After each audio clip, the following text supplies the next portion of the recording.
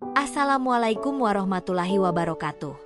Pernahkah kamu melihat seorang anak kecil menjual tisu di lampu merah? Lalu berpikir, apa yang sebenarnya sedang ia perjuangkan? Ini bukan kisah biasa. Ini tentang pilihan sulit, kemiskinan, dan satu koper berisi uang yang seharusnya bisa menyelamatkan segalanya. Semoga yang sudah like dan subscribe selalu diberi rezeki yang melimpah dan mari kita bersholawat di kolom komentar. Hujan turun tipis sejak subuh. Bukan hujan yang deras, tapi cukup untuk membuat tubuh kecil Lina menggigil. Jaket lusuh warisan ayahnya, yang kini entah di mana, sudah tak mampu lagi melindungi tubuhnya dari udara pagi yang menggigit. Sepasang sendal jepit yang bolong di tengah jadi alas kaki satu-satunya.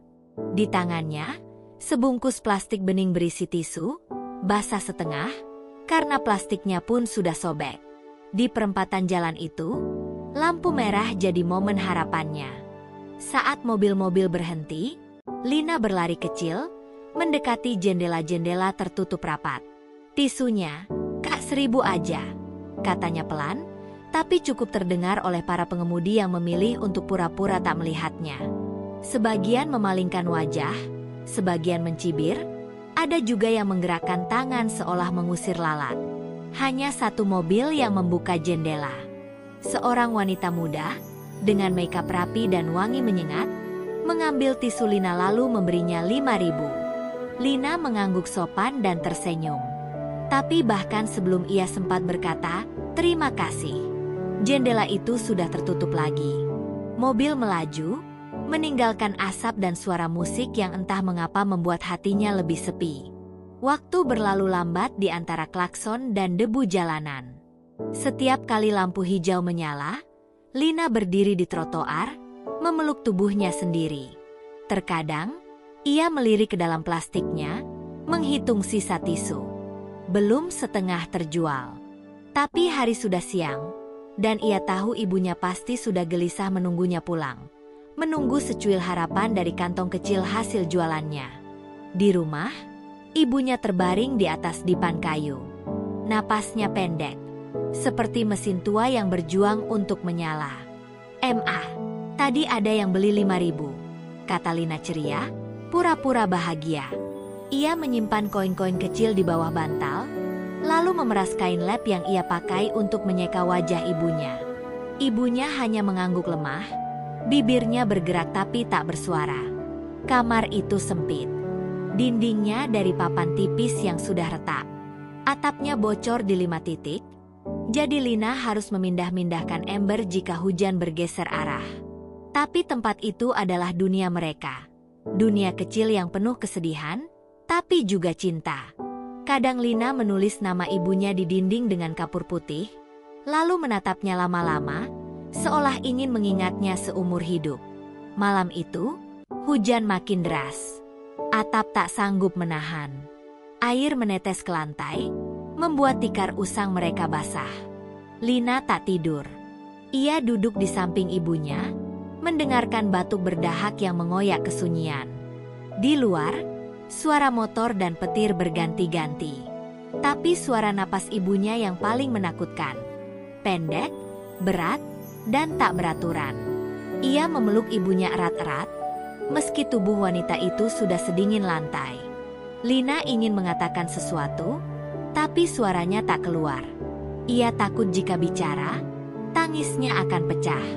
Ia takut jika menangis, ibunya akan sadar betapa Lina sudah mulai putus asa. Jadi ia diam, memeluk lebih erat, dan hanya berdoa. Padahal ia sendiri sudah lupa cara berdoa. Saat pagi datang, hujan reda. Tapi tubuh ibunya makin lemah. Wajahnya pucat kekuningan, dan bibirnya kering seperti kertas. Lina memutuskan untuk berangkat lebih pagi dari biasanya. Ia ingin menjual lebih banyak tisu hari ini. Mungkin cukup untuk beli 1 butir obat batuk dan sepotong roti. Ia tahu itu belum cukup. Tapi itu lebih baik dari tidak sama sekali. Sebelum pergi, Lina mencium dahi ibunya. Dingin, tapi masih hangat sedikit di bagian leher. "Tunggu aku ya, Ma," katanya lirih, seperti janji yang tak yakin bisa ditepati. Lalu ia berlari keluar, melewati genangan air, membawa kantong tisunya dan harapan kecil bahwa hari ini akan lebih baik. Di perempatan yang sama, mobil-mobil kembali lalu lalang. Tapi hari ini lebih kejam. Tak ada satupun yang membeli. Seorang pria sempat menurunkan kaca jendela, hanya untuk berkata, "Pergi sana. Ganggu aja." Lina menunduk, menggenggam tisu erat-erat, menahan tangis. Di tengah jalan besar, ia terasa seperti debu. Tak penting, tak dilihat, tak diingat. Saat matahari mulai naik, Lina terduduk lelah di trotoar. Tisu masih banyak, perutnya kosong. Dan bayangan ibunya yang terbaring sendirian membuat dadanya sesak. Tapi ia bangkit lagi, berjalan ke arah tempat sampah di ujung jalan. Siapa tahu ada botol bekas. Siapa tahu hari ini masih bisa jadi sedikit lebih baik. Lina berjalan menyusuri gang sempit yang mengarah ke tempat pembuangan sampah sementara di belakang pasar. Ia tak tahu pasti apa yang ia cari, hanya tahu bahwa diam di trotoar takkan mengubah nasib. Udara menusuk hidung, bau busuk menusuk lebih dalam. Tapi baginya, ini bukan tempat menjijikkan. Ini ladang harapan, tempat orang-orang tak butuh sesuatu, dan ia datang untuk mengambilnya. Ia sudah biasa menyusuri tumpukan sampah itu. Kadang ia menemukan botol plastik, kadang kardus, kadang tidak apa-apa sama sekali. Tapi hari itu ada sesuatu yang berbeda. Langit mendung, angin berhenti, dan tumpukan sampah tampak lebih sunyi dari biasanya. Ia berjalan pelan, matanya jeli mengamati sekitar. Di balik tumpukan kantong kresek dan kardus basah, ia melihat sudut benda hitam mencuat. Sesuatu yang tak biasa. Dengan ragu, ia mendekat. Benda itu keras, bersudut, tampak seperti koper. Lina menariknya perlahan. Tubuhnya kecil tak cukup kuat untuk langsung mengangkat. Koper itu besar, berat, dan terkunci rapat. Tapi bagian resletingnya sudah sobek sedikit. Seolah ada yang terburu-buru membuangnya. Rasa penasaran dan jantung berdebar membuat tangan kecil itu gemetar saat menarik resleting lebih jauh. Detik demi detik terasa seperti jam. Saat koper itu terbuka, pandangannya kabur sesaat. Bukan karena cahaya, tapi karena isi di dalamnya membuat dunia seperti memburam. Tumpukan uang. Uang kertas dalam plastik-plastik terikat rapi, tak basah, tak rusak, tersusun seperti bata emas. 50 ribuan, 100 ribuan. Jumlahnya, Lina bahkan tak sanggup menghitung. Matanya membelalak, napasnya tercekat. Ia mundur setapak, lalu duduk, lalu menatap lagi, memastikan ini bukan ilusi. Jantungnya berdebar kencang, seperti genderang dalam tubuh kecilnya. Pikiran-pikiran mulai membanjiri otaknya. Uang sebanyak itu bisa menyelamatkan ibu. Bisa beli beras, obat, kasur baru, bahkan rumah yang tak bocor. Tak perlu jual tisu lagi. Tak perlu dihina. Tak perlu tidur dalam dingin. Tapi kemudian suara ibunya terlintas dalam kepalanya, suara lirih dari malam-malam penuh demam. "Nak, jangan pernah ambil yang bukan milikmu. Sekalipun kamu lapar. Sekalipun kamu takut. Tuhan tahu, nak." Tangannya masih gemetar. Ia ingin menutup koper itu, tapi tubuhnya tak mau bergerak. Selama ini ia mengerti kelaparan. Tapi ini adalah rasa baru. Perang antara harapan dan prinsip, antara mimpi dan moral. Air matanya menetes. Ia tahu apa yang harus dilakukan, tapi ia juga tahu betapa menyakitkannya keputusan itu. Ia baru 9 tahun. Tapi hari itu, ia merasa seperti menanggung usia seluruh dunia. Lina menatap koper itu lama. Seolah sedang mengukur beratnya keputusan yang lebih besar dari tubuh kecilnya. Ia tak tahu siapa pemiliknya, tak tahu dari mana datangnya, dan entah kenapa, ia merasa uang itu tak akan membawa berkat kalau ia menyentuhnya lebih lama. Tapi bukan karena takut. Ia hanya merasa, ini bukan jalannya. Ia menutup koper pelan.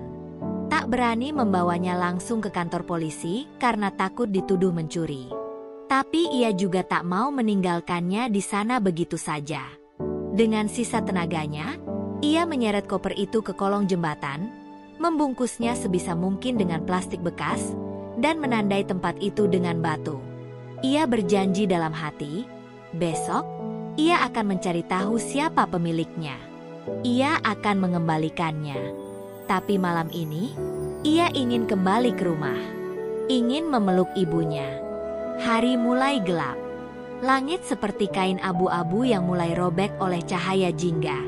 Lina berjalan pulang sambil sesekali menoleh ke belakang, memastikan koper itu aman. Di tengah jalan, ia membeli 1 butir telur dengan uang yang ia kumpulkan pagi tadi. Ia tahu ibunya tak akan makan banyak. Tapi ia ingin memberikan sesuatu. Meski kecil. Saat sampai di rumah, ibunya masih di posisi yang sama. Tak banyak berubah. Tapi matanya terbuka, menatap Lina dengan lemah. "Kamu dari mana, Nak?" tanyanya dengan suara pelan, hampir tak terdengar. Lina hanya tersenyum, menyeka wajah ibunya dengan tangan kecilnya yang bau sampah. "Cari botol, tapi nanti aku cerita. Sekarang, makan dulu ya, Ma." Malam itu mereka makan telur rebus berdua. Separuh untuk ibunya, separuh untuk Lina. Di luar, angin makin kencang. Tapi Lina merasa sedikit lebih hangat. Di dalam hatinya, ia tahu ia baru saja melewati ujian besar. Tapi ia juga tahu, besok belum tentu lebih mudah. Dan ia belum tahu, bahwa koper itu akan mengubah segalanya.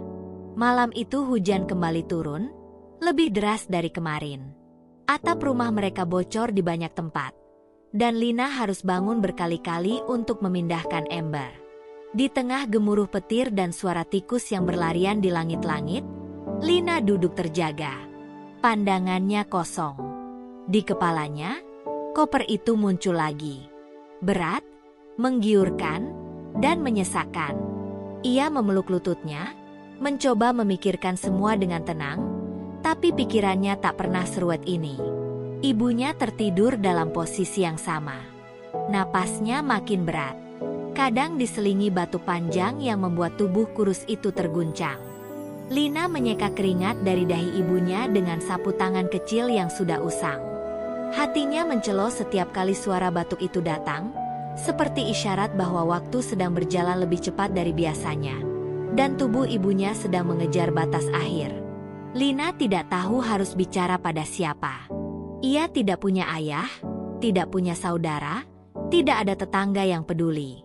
Ia hanya punya koper di bawah jembatan dan ibu di ranjang kayu. Dua hal yang sama-sama menuntut keputusan. Ia bertanya-tanya dalam hati. Jika ia menggunakan sebagian kecil uang itu hanya untuk beli obat, apa itu tetap salah? Bukankah Tuhan juga ingin ibunya selamat? Tapi suara ibunya kembali terngiang. Bukan suara batuknya, tapi suara dalam kenangan. Jujur itu pilihan yang berat. Lina, tapi kalau kamu tahan, kamu akan jadi orang paling kuat di dunia ini.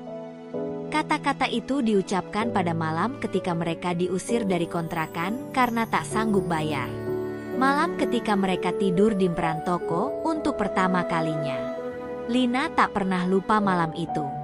Dan kata-kata itu kini terasa seperti batu besar di dadanya. Ia bangkit dari tempat tidurnya, mengambil plastik berisi tisu yang masih tersisa, dan membuka celengan kecil dari kaleng biskuit. Di dalamnya hanya ada beberapa koin receh dan 1 lembar Rp2.000. Itu semua yang mereka punya. Ia menangis pelan, tanpa suara, karena tak ingin membangunkan ibunya. Tapi air mata itu mengalir deras, seperti ingin menghapus beban dari pundak yang terlalu muda untuk menanggung dunia. Fajar mulai merayap dari balik jendela reot. Lina duduk di depan rumah, menatap langit yang belum sepenuhnya terang. Wajahnya sembab, tapi matanya mantap. Ia tahu, hari ini ia akan membawa koper itu ke tempat yang semestinya. Entah ke kantor polisi, entah ke pemiliknya langsung. Yang jelas, bukan untuk dirinya. Tapi sebelum itu, ia ingin tahu, siapa yang kehilangan uang sebanyak itu? Dengan langkah pelan, ia kembali ke bawah jembatan. Koper itu masih ada, tak tersentuh. Ia bersyukur, tapi juga makin gugup. Ia tak berani membuka lagi. Takut hatinya goyah. Ia hanya memeluk koper itu sebentar, seperti meminta maaf karena tak bisa membawanya pulang, lalu mulai menyeretnya perlahan ke tepi jalan. Mobil-mobil mulai lalu lalang. Beberapa pengendara melihat Lina dengan tatapan heran. Seorang anak kecil menyeret koper besar di pagi hari, pemandangan yang tak lazim. Lina tak peduli. Ia berhenti sejenak di dekat warung untuk bertanya, apakah ada yang kehilangan koper. Pemilik warung menggeleng. Tapi saat ia menunjukkan koper itu, si ibu warung tampak panik. Itu koper yang dicari-cari orang kaya di berita, katanya. Anak, kamu harus lapor polisi atau langsung ke orangnya. Katanya ada imbalan besar. Lina mengangguk pelan, tak menjawab. Ia tak tertarik pada imbalan. Ia hanya ingin ibunya selamat. Tapi dalam hatinya, ia sadar, semua orang akan mengira ia menginginkan uang itu juga. Ia meminta alamat si pemilik koper dari ibu warung. Namanya Maya, pengusaha muda yang sering muncul di televisi. Orang kaya, cantik, punya segalanya. Lina belum pernah melihat orang seperti itu secara langsung. Tapi ia bertekad akan ke sana. Bukan untuk meminta apa-apa. Hanya untuk mengembalikan sesuatu yang bukan miliknya. Hanya untuk menjaga janji pada ibunya, pada dirinya sendiri. Dengan koper di tangan, Lina berjalan lagi. Jaraknya jauh, tapi ia tak menyerah. Setiap langkah adalah perjuangan. Di tengah jalan, ia sempat berhenti untuk membeli roti sobek seharga 1.000 dengan sisa uangnya. Ia makan pelan, sambil memandangi koper itu. Sekilas, ia membayangkan hidup yang lebih baik. Tapi kemudian, ia menunduk. Ia tahu, bukan begitu caranya. Saat ia sampai di depan gedung megah tempat Maya bekerja, tubuhnya sudah lelah. Ia berdiri di balik pagar besi tinggi, membawa koper yang hampir 2 kali lebih besar dari dirinya. Petugas keamanan memandangnya dengan tatapan mencurigakan. Tapi Lina hanya berkata pelan, "Saya cuma mau balikin sesuatu." Suaranya kecil, tapi cukup untuk mengubah arah cerita. Gerbang itu tinggi dan dingin, terbuat dari besi tebal berwarna hitam, menjulang seperti tembok antara dua dunia. Lina berdiri terpaku di depan pagar itu sambil memegangi koper dengan kedua tangannya yang kecil. Pakaiannya sudah kotor, wajahnya lusuh, dan matanya bengkak karena lelah dan kurang tidur. Beberapa pegawai berbaju rapi keluar masuk gedung dengan tergesa-gesa, sesekali menoleh ke arah Lina, lalu cepat-cepat memalingkan wajah. Seolah kemiskinan itu bisa menular hanya dari pandangan.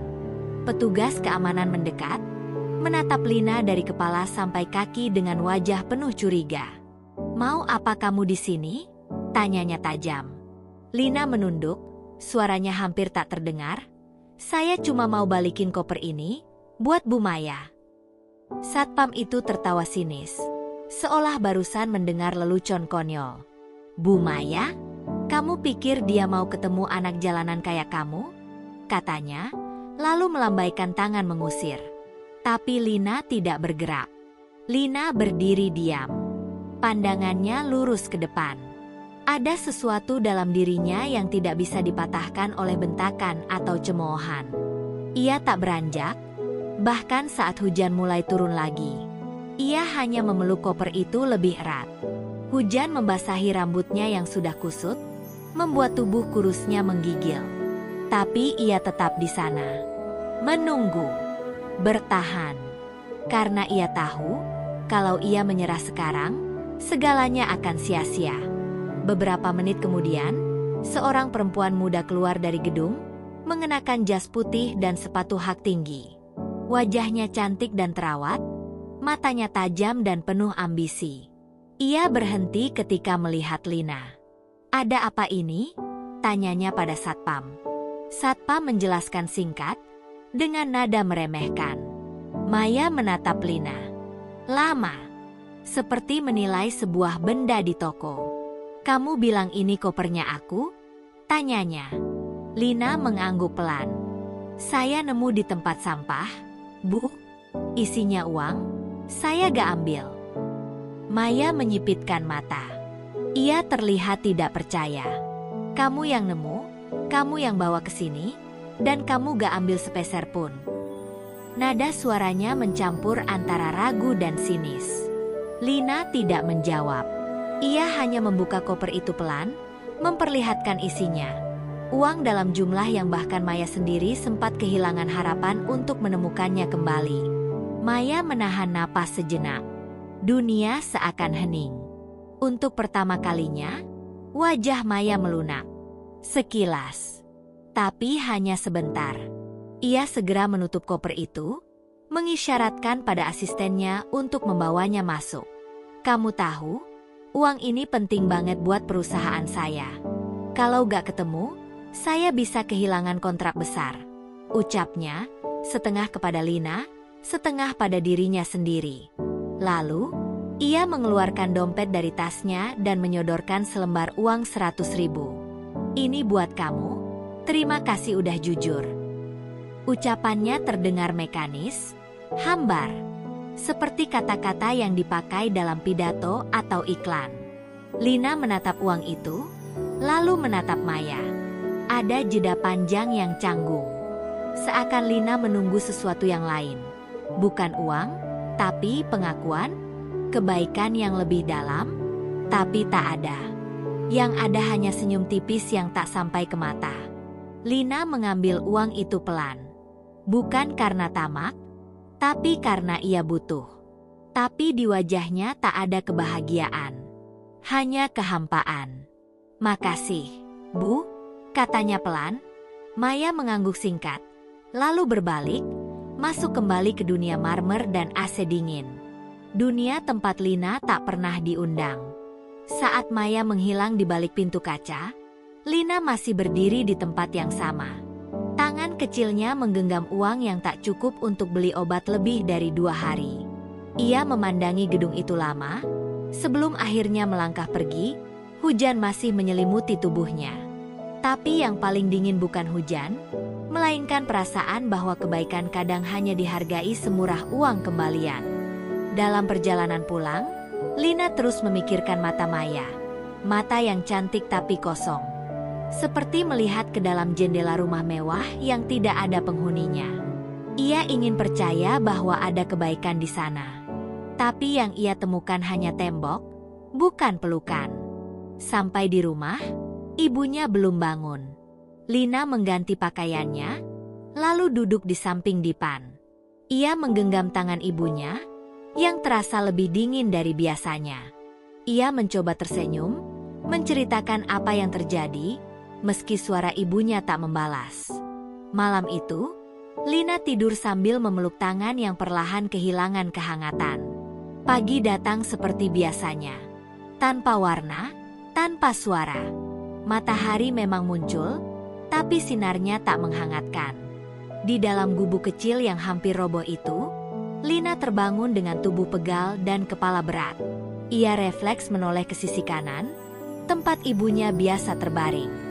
Tapi pagi ini, tubuh itu kaku. Wajah itu pucat. Dan mata itu tertutup rapat untuk selamanya. Lina diam. Tidak menangis, tidak berteriak. Ia hanya duduk di lantai, menatap ibunya yang tak lagi bernapas. Suasana begitu sunyi, sampai detak jantungnya sendiri terdengar begitu keras. Ia mencoba menyentuh wajah ibunya, dingin. Ia memanggil perlahan, "Ma," tapi tak ada jawaban. Tak akan ada lagi. Di usia 9 tahun, Lina mengerti betul apa arti kehilangan. Tapi tidak pernah siap menghadapinya. Ia tak tahu harus kemana. Tak tahu harus bilang ke siapa. Tak ada tetangga yang peduli. Tak ada keluarga yang tersisa. Yang ia tahu, ia ingin memandikan ibunya dengan air bersih. memakaikannya baju terbaik yang mereka punya, dan menguburkannya dengan layak. Tapi ia bahkan tak punya kain kafan. Ia hanya punya selembar 100.000 lusuh dari Maya. Dengan sisa-sisa tenaga, Lina keluar rumah, berjalan ke toko kecil untuk membeli air galon dan sabun. Ia bilang pada si penjual bahwa ibunya meninggal. Si penjual hanya melongo sebentar, lalu kembali melayani pelanggan lain. Lina pulang dengan galon di punggung, terseret pelan. Ia memandikan ibunya sendiri, membersihkan tubuh ringkih yang selama ini menopang hidupnya dengan kasih dan penderitaan. Sore itu, seorang relawan dari masjid yang kebetulan lewat akhirnya membantunya mengurus pemakaman. Tanpa keluarga, tanpa pelayat, hanya Lina yang menggenggam bunga liar di makam sederhana ibunya. Ia menunduk lama, berbisik pada tanah yang masih basah. "Maaf, Ma, aku gak bisa nyelamatin Mama tepat waktu." Ia tak tahu apakah Tuhan mendengar. Tapi ia ingin ibunya tahu, ia sudah berusaha. Malam harinya, Lina duduk di rumah yang terasa lebih sunyi dari kuburan itu sendiri. Ia memandangi dinding bambu berlubang-lubang, seolah berharap suara ibunya muncul dari sela-sela angin malam. Tapi tak ada. Hanya sunyi. Hanya dirinya sendiri. Dan kantong kecil berisi sisa uang pemberian Maya yang bahkan tak cukup untuk beli makan 3 hari ke depan. Esoknya, Lina kembali ke perempatan. Di tempat yang sama. Dengan tas plastik yang sama. Menjual tisu yang tersisa. Orang-orang masih berlalu lalang seperti kemarin, tak ada yang berubah. Dunia tak berhenti meski hati Lina sudah hancur. Seorang bapak sempat menanyakan kenapa Lina tak terlihat kemarin. Lina hanya menjawab, "Ibu saya meninggal." Bapak itu terdiam sebentar, lalu melajukan motornya tanpa berkata apa-apa. Beberapa hari kemudian, nama Maya kembali muncul di berita. Kali ini bukan karena kehilangan uang, tapi karena kesuksesan proyek besar. Ia disebut sebagai salah satu pengusaha muda paling berpengaruh. Tak ada satu kalimat pun menyebutkan soal anak kecil yang mengembalikan koper berisi ratusan juta miliknya. Tak ada satupun kredit untuk kejujuran yang diserahkan tanpa syarat. Lina melihat berita itu dari etalase toko elektronik. Suara Maya terdengar lantang, percaya diri, penuh visi. Tapi bagi Lina, yang ia dengar hanyalah suara orang asing. Seseorang dari dunia lain, yang tak pernah benar-benar melihatnya. Ia mengingat kembali ucapan Maya, "Teruslah jujur, ya." Kata-kata yang dulu terdengar seperti pujian, tapi kini hanya terasa seperti sindiran kejam bagi seorang anak yang kehilangan segalanya. Lina pulang ke rumahnya yang makin usang. Ia berbaring di tikar, memeluk bantal yang dulu dipakai ibunya. Ia tidak menyesal mengembalikan koper itu. Tapi ia mulai mempertanyakan sesuatu yang lebih dalam. Apakah kebaikan selalu dibalas dengan kehampaan? Apakah kejujuran cukup untuk membuat dunia menjadi tempat yang lebih baik? Atau hanya jadi alasan untuk terus menderita dalam diam? Malam itu, sebelum tidur, Lina memandangi langit lewat lubang atap. Hujan belum turun, tapi awan masih menggantung. Ia bertanya pelan pada dirinya sendiri, "Kalau aku ambil uang itu, mungkin Mama masih hidup, ya?" Tapi kemudian ia menutup mata. Karena ia tahu, ibunya tidak akan mau hidup dari hasil mencuri. Bahkan kalau itu untuk menyelamatkan dirinya sendiri. Lina memeluk dirinya sendiri, perlahan terlelap di bawah bayang-bayang kemiskinan dan kesepian. Tapi di dalam hatinya, ia masih menyimpan satu hal yang belum mati. Keyakinan bahwa kebaikan, meski tak selalu dibalas, tetap harus ada. Karena itulah satu-satunya warisan yang ibunya tinggalkan, hati yang tak bisa dibeli. Hari-hari berlalu tanpa nama. Lina kembali menjual tisu di perempatan jalan, seperti sebelumnya, seperti tak pernah terjadi apa-apa. Tapi sejak ibunya pergi, langkahnya lebih lambat, matanya lebih kosong. Ia berdiri di bawah panas, di bawah hujan, di antara klakson dan debu. Dunia berjalan seperti biasa, tanpa jeda untuk berkabung, tanpa waktu untuk sekadar merasakan kehilangan. Lina belajar dengan cepat. Di kota ini, tak ada waktu untuk sedih kalau kau miskin. Ia menyimpan uang pemberian Maya di dalam kaleng biskuit bersama sisa uang kecil lain. Ia tak pernah menyentuhnya lagi. Bahkan saat perutnya keroncongan, bahkan saat ia demam dan tak sanggup berdiri lama. Baginya, uang itu adalah simbol, bukan harapan, tapi luka. Setiap kali melihatnya, ia teringat pada suara Maya yang dingin, pada tatapan tak peduli, pada ibu yang akhirnya tak bisa diselamatkan. Suatu sore, saat lampu merah menyala, Lina berjalan ke jendela sebuah mobil mewah, mengetuk pelan sambil menawarkan tisu. Di dalam, seorang anak perempuan seusianya sedang tertawa sambil memegang ponsel. Ia mengenakan seragam sekolah mahal, rambutnya dikuncir dua, pipinya merona sehat. Lina terdiam sesaat, bukan karena iri, tapi karena sejenak ia membayangkan.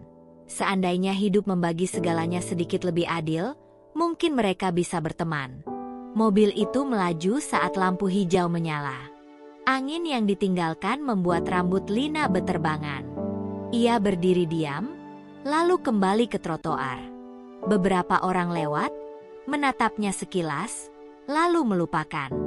Ia mulai menyadari bahwa yang paling menyakitkan bukanlah ditolak, tapi diabaikan, seolah kau tidak pernah ada. Seolah kau hanyalah bayangan yang lewat dan tak pernah penting. Satu malam, ia duduk di depan toko dengan sisa tisu di pangkuan. Lampu-lampu toko sudah padam. Jalanan sepi. Ia menatap ke langit. Tak ada bintang. Hanya awan gelap menggantung. Seperti langit pun tak ingin melihat dunia ini malam itu. Dalam sunyi, Lina bertanya dalam hati. Apakah ibunya bahagia sekarang? Apakah dari tempat yang jauh, ibunya bisa melihat anaknya masih berdiri sendirian di dunia yang kejam? Pagi berikutnya, hujan deras mengguyur kota. Lina tetap berangkat. Ia tak bisa libur hanya karena cuaca. Ia berdiri di pinggir jalan, kuyup dan gemetar, tapi tetap mengulurkan tisu satu persatu. Seorang wanita berhenti, membelinya, lalu memberinya Rp2.000. Lina mengucapkan terima kasih. Tapi wanita itu sudah melangkah pergi, tak menoleh. Semua seperti itu sekarang, cepat, dingin, lupa. Hari-hari menjadi kabur. Lina mulai kehilangan rasa waktu. Ia tak tahu hari apa, tak tahu tanggal berapa. Ia hanya tahu, setiap pagi ia harus bangun. Setiap malam ia harus bertahan. Kadang, saat tubuhnya terlalu lelah, ia tertidur di pinggir jalan, memeluk tas plastiknya. Kadang, saat lapar tak tertahan, ia hanya minum air dari keran umum, berharap perutnya tidak menangis terlalu keras. Suatu malam, ia memutuskan pergi ke gedung tempat Maya bekerja.